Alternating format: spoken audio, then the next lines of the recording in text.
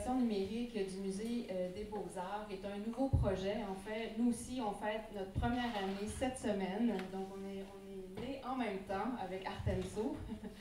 Et en fait, ce projet survient au terme d'une dizaine d'années d'effervescence dans les musées, de développement d'outils numériques, d'expériences numériques, avec l'arrivée des outils personnels, donc les téléphones, les tablettes dans la vie quotidienne, dans nos vies en fait. Les musées sont entrés dans une course pour pouvoir eux aussi être dans le 21e siècle et pouvoir dire qu'ils offraient du numérique et qu'ils étaient donc dans l'époque dans leur époque. Vous voyez ici dans les images derrière moi quelques exemples en fait de ce qui a été développé.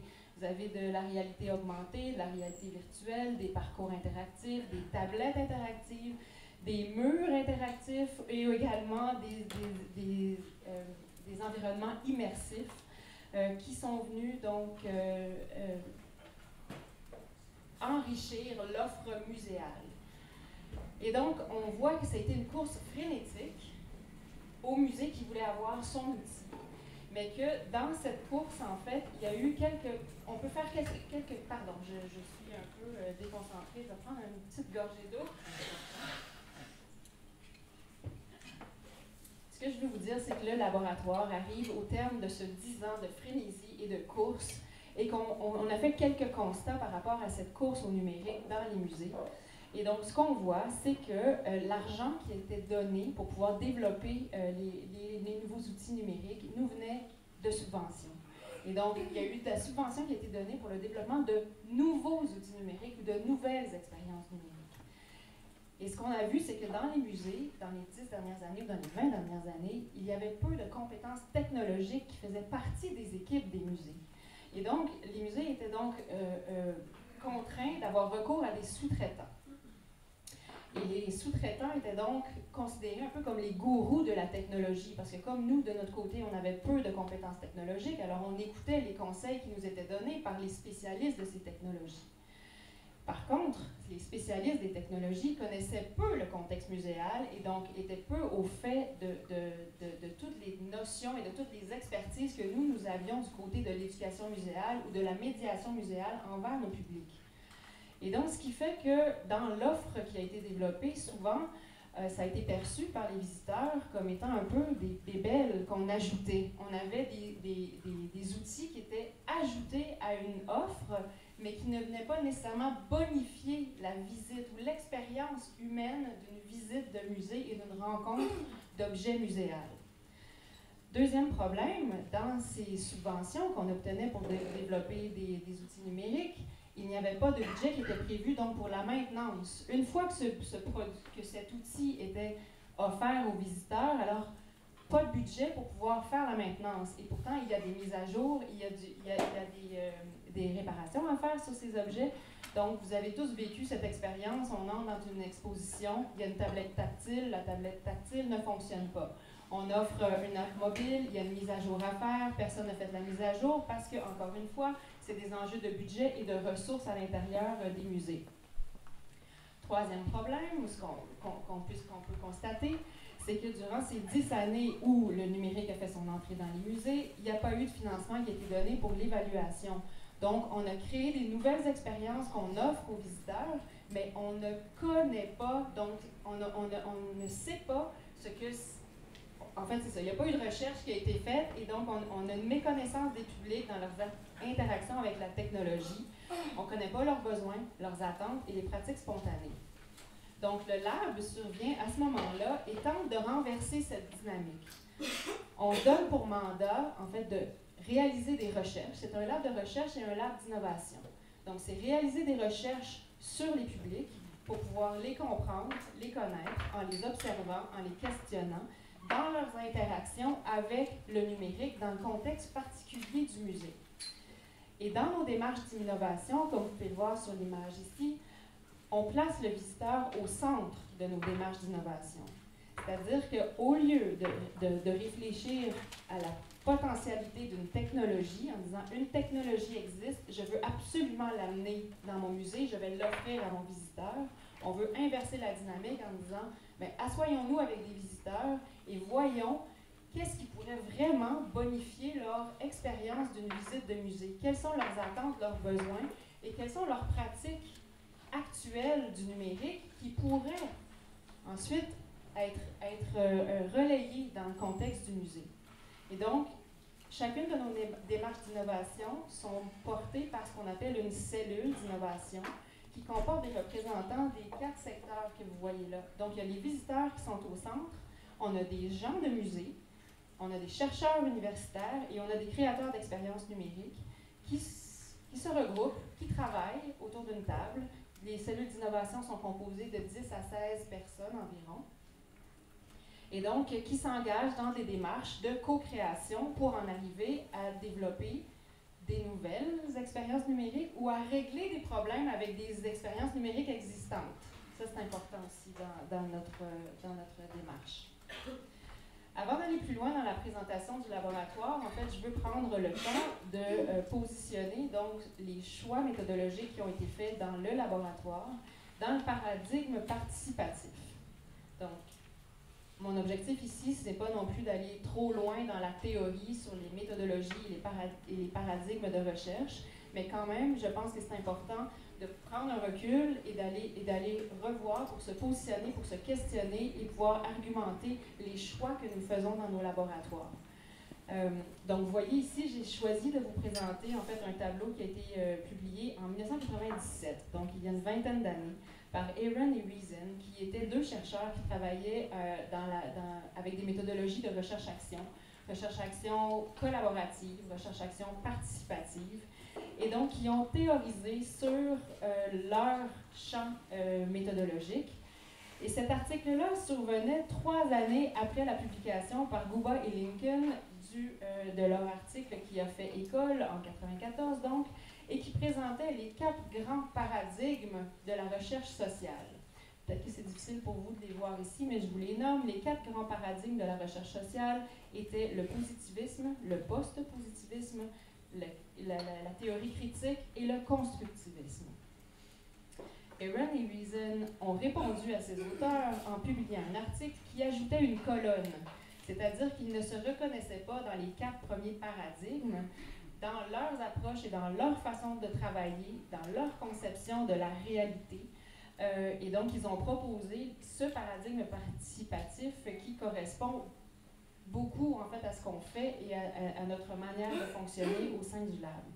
Et donc, chaque paradigme comporte 4 dimensions. C'est dans l'axe Y. Donc, il y a la dimension ontologique, la dimension épistémologique, la dimension méthodologique et la dimension axiologique. Dans l'ontologie, en fait, ça, c'est notre conception de la réalité. C'est-à-dire qu'on peut avoir une ontologie qui est dualiste ou une ontologie non dualiste. Dans le positivisme, en fait, on considère que l'esprit humain est autonome, individuel et fermé, et qui peut interagir avec un monde qui est objectif et séparé de lui-même, mais qui interagit de cette manière-là avec le monde extérieur par des mécanismes de communication. Donc, l'individu est une entité et le monde est une entité séparée de lui-même. Dans l'ontologie non dualiste, on ne met pas de frontières étanches entre l'individu et le monde. Dans cette ontologie, on considère donc que tout est perméable et que l'individu se construit et construit le monde et que le monde est transformé à mesure que les individus se transforment. Et dans le monde, en fait, il y a le monde matériel, mais il y a tous les autres individus avec lesquels on interagit. Donc, il y a cette co-construction de la réalité. Et également, au niveau épistémologique, quand on parle des savoirs ou des connaissances, il y a également cette co-construction de connaissances qui fait partie, en fait, de la construction de la réalité. Et ce qui est intéressant dans le paradigme participatif également, dans la proposition de Aaron et Reason, c'était qu'il proposait une autre forme également de connaissances, en fait 3 autres formes de connaissances. Ce ne sont plus seulement que des connaissances conceptuelles qui peuvent être construites ou qui font partie donc de l'objectif de cette recherche, mais il y a également des connaissances propositionnelles, pratiques et expérientielles. Et donc toutes ces connaissances ont également une valeur et peuvent constituer donc des objectifs de nos démarches. cette réflexion, en fait, sur le paradigme participatif est survenue il y a une vingtaine d'années. Il y a une vingtaine d'années, c'était également l'arrivée d'Internet et le démarrage de la culture numérique. Donc, je vous ai mis ici, en fait, plusieurs mots-clés que vous allez reconnaître qui sont des espaces numériques, des espaces virtuels, des lieux, des outils qu'on a créés en moins de 20 ans et qui participent de cette culture numérique et qui sont très près, en fait, et qui sont rattachés à ce mouvement participatif qui a émergé à la fin des années 90. Vous pouvez voir comme les outils comme Wikipédia, Commons, Moodle, c'est des outils d'apprentissage collaboratif, des outils de partage. C'est là où on co-construit une compréhension du monde dans lequel on vit. C'est là où on peut contribuer, où on peut collaborer.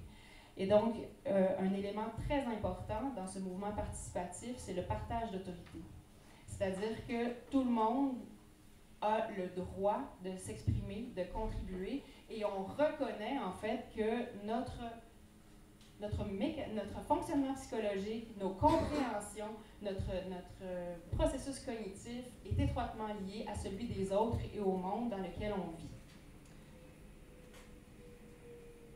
Et voilà, ce mouvement participatif, en fait, a vraiment fait son entrée dans le milieu des musées avec la publication de Nina Simon sur le Participatory Museum en 2010, où elle reprenait justement tous les éléments de la culture numérique et le transposait donc au musée, dans les musées, en argumentant que les visiteurs vivaient dans une époque où ils avaient besoin de pouvoir contribuer, s'exprimer et que la voix pouvait être partagée.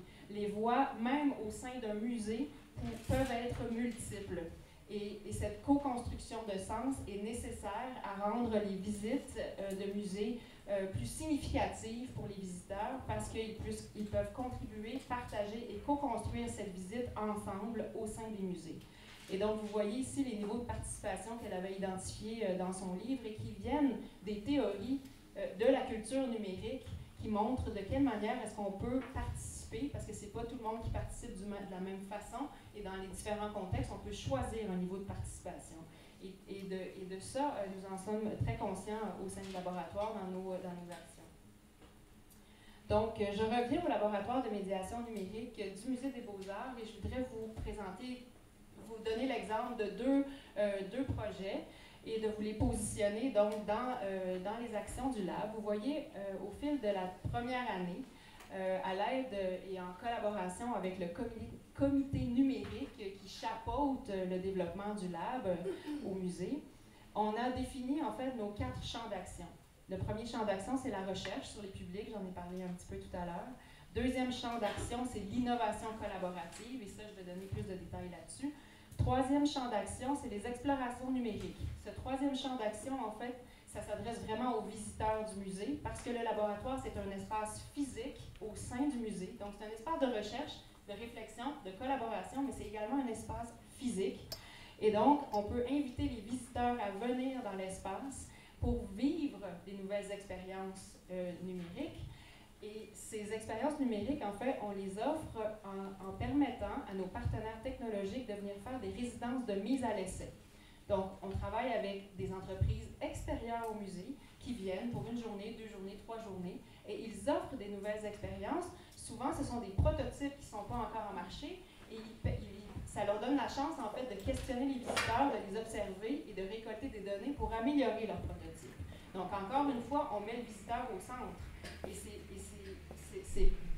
c'est bénéfique en fait pour nos partenaires technologiques et c'est bénéfique pour nous également dans le contexte du musée parce qu'on est là également pour observer les visiteurs, les questionner et on apprend beaucoup durant ces explorations numériques. Finalement, réseau et partage, en fait, le lab se positionne comme un catalyseur de collaboration et a mis sur pied plusieurs tables numériques, comités, pour que les gens des musées puissent se parler et partager les expériences, les expertises. Quand on disait tout à l'heure que c'était la course aux outils numériques, c'est vrai, chacun était dans son institution et développait son outil, mais on a tous eu des expériences et on a tous appris de ça. Et donc, les tables de concertation nous permettent d'échanger et de partager au niveau de nos expertises.